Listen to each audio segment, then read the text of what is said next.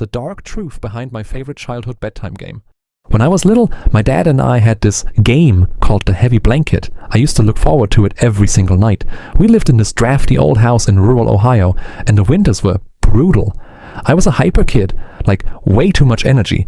I'd jump on the bed and talk his ear off for hours while he was trying to watch the news. He worked double shifts at the mill, and I could see the dark circles under his eyes, but I just wouldn't stop. Finally, he'd sigh, look at me and say, "All right, champ, time for the game." He'd make me lie flat on my back. Then he'd pile every single quilt and every heavy winter coat we owned right on top of me. Then he'd sit on the edge of the bed, right on the pile, pinning me down so I couldn't move a single muscle. I remember the weight feeling so intense, it was hard to even get a full breath in, but I thought it was hilarious. I'd giggle until I got tired, and he'd stay there, perfectly still, staring at the wall.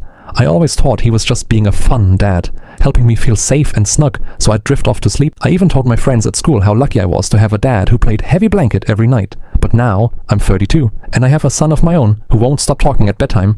And looking back at those nights, I realized the game wasn't for me at all. He wasn't trying to make me feel safe. He was so exhausted, so burnt out by my energy, that he was literally pinning me down, using his full body weight to crush the air out of my lungs, just so I'd get too tired to speak, and he could finally have 1 minute of absolute silence. The Heavy Blanket wasn't a hug, it was a restraint, and I spent my whole childhood loving him for it.